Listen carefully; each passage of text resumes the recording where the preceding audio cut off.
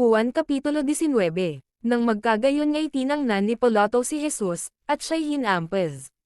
At ang mga kawal ay nangagkamakama ng isang putong na tinek, at ipinutong sa kanyang ulo, at siya'y sinuutan ng isang balabal na kulay ube.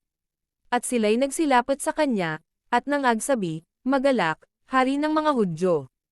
At siya'y kanilang pinagsuntukanan. At si Pilato ay lumabas na muli, at sa kanila'y sinabi, "Narito, siya'y inilabas ko sa inyo, upang inyong matalastes na wala akong masumpungang anumang kasalanan sa kanya." Lumabas nga si Jesus, na may putong na tinek at balabal na kulay ube. Sa kanila'y sinabi ni Pilato, "Narito, ang tao." Pagkakita nga sa kanya ng mga pangulong saserdote at ng mga punong kawal, ay sila'y nangagsigawan, na sinasabi, "Ipako siya sa krus, ipako siya sa krus." Sinabi sa kanila ni Pilato, "Kunin ninyo siya, at ipako ninyo siya sa krus, sapagkat ako'y walang masumpungang kasalanan sa kanya." Nagsisagot sa kanya ang mga Hudyo, "Kami mayroong isang kautusan, at ayon sa kautosang yaon ay nararapat siyang mamatay, sapagkat siya'y nagpapanggap na anak ng Diyos." Pagkarinig nga ni Pilato ng salitang ito, ay lalong sinidlan siya ng takot. At siya'y muling pumasok sa Praetorio, at sinabi kay Jesus, "Taga saan ka?" Ngunit hindi siya sinagot ni Jesus. Sinabi nga sa kanya ni Pilato, "Sa akin ay hindi ka nagsasalita. Hindi mo baga nalalaman na ako'y may kapangyarihang sa iyo'y magpawala, at may kapangyarihang sa iyo'y magpako sa krus?" Sumagot si Jesus sa kanya, "Anumang kapangyarihan ay hindi ka magkakaroon laban sa akin malibang ito'y ibinigay sa iyo mula sa itaas, kaya't ang nagdala sa iyo sa akin ay may lalong malaking kasalanan." Dahil dito'y pinagsisikapan ni Pilato na siya'y pawalan, ngunit ang mga Hudyo ay nagsisigawan, na nangagsasabi, "Kung pawalan mo ang taong ito, ay hindi ka kaibigan ni Cesar." Ang bawat isang nagpapanggap na hari ay nagsasalita ng laban kay Cesar. Nang marinig nga ni Pilato ang mga salitang ito, ay inilabas niya si Jesus, at siya'y naupo sa hukuman sa dakong tinatawag na pavamento, datapwat sa Hebreo ay Gabbatha. Noon nga'y paghahanda ng Pasko, at nooy madyay ika-6 ng oras. At sinabi niya sa mga Hudyo, "Narito, ang inyong hari." Sila nga'y nagsigawan, alisin siya, ipako siya sa krus." Sinabi sa kanila ni Pilato, "Ipapako ko baga sa krus ang inyong hari?" Nagsisagot ang mga pangulong saserdote, "Wala kaming hari kundi si Cesar." Nang magkagayon nga'y ibinigay siya sa kanila upang maipako sa krus.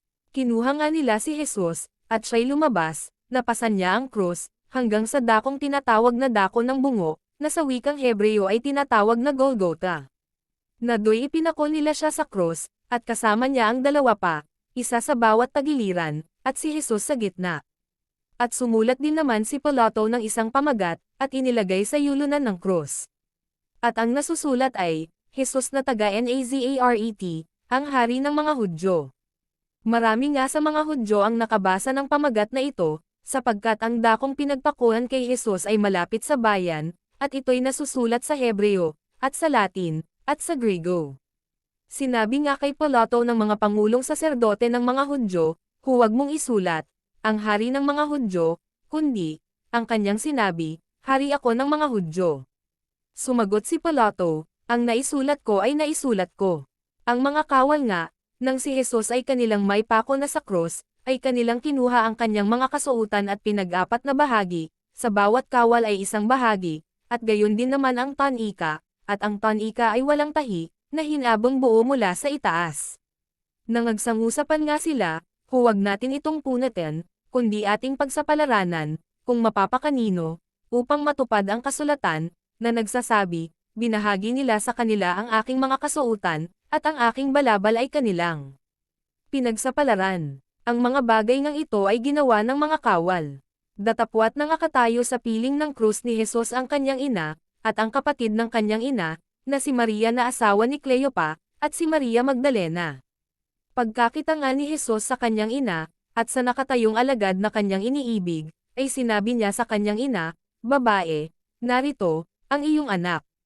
Nang magkagayoy sinabi niya sa alagad, "Narito, ang iyong ina." At buhat ng oras na yaon ay tinanggap siya ng alagad sa kanyang sariling tahanan. Pagkatapos nito, pagkaalam ni Jesus na ang lahat ng mga bagay ay naganap na nga, upang matupad ang kasulatan, ay sinabi, "Nauuhaw ako." Mayroon dong isang sisidlang puno ng suka, kaya't naglagay sila ng isang esponghang basa ng suka sa isang tukod na isopo, at kanilang inilagay sa kanyang bibig. Nang matanggap nga ni Jesus ang suka, ay sinabi niya, naganap na, at iniyukayok ang kanyang ulo, at nalagot ang kanyang hininga.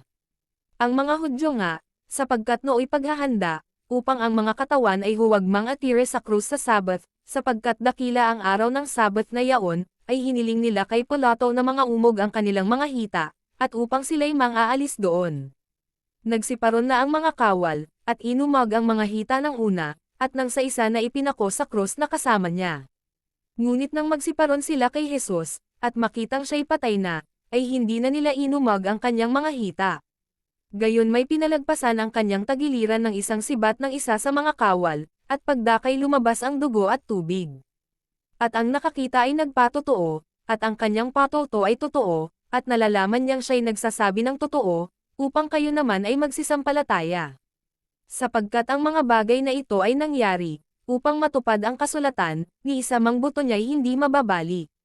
At sinabi naman sa ibang kasulatan, magsisitingin sila sa kanya na kanilang pinagulusanan. At pagkatapos ng mga bagay na ito si Jose na taga-Arimatea, palibhasay alagad ni Jesus, bagamat lihim dahil sa katakutan sa mga Hudyo, ay namanhik kay Pilato na makuha niya ang bangkay ni Jesus, at ipinahintulot ni Pilato sa kanya. Naparoon nga siya, at inalis ang kanyang bangkay. At naparoon naman si Nicodemo, yaong naparoon ng una sa kanya ng gabi, na may dalang isang pinaghalong mira at mga aloe, na may mga 100 libra. Kinuha nga nila ang bangkay ni Jesus, at binalot nila ng mga kayong lino na may mga pabango, ayon sa kaugalian ng mga Hudyo sa paglilibing. Sa dako nga ng pinagpakuan sa kanya ay may isang halamanan, at sa halaman ay may isang bagong libingan na kailan may hindi pa napaglalagyan ng sinuman. Doon nga, dahil sa paghahanda ng mga Hudyo, sapagkat malapit ang libingan, ay kanilang inilagay si Jesus.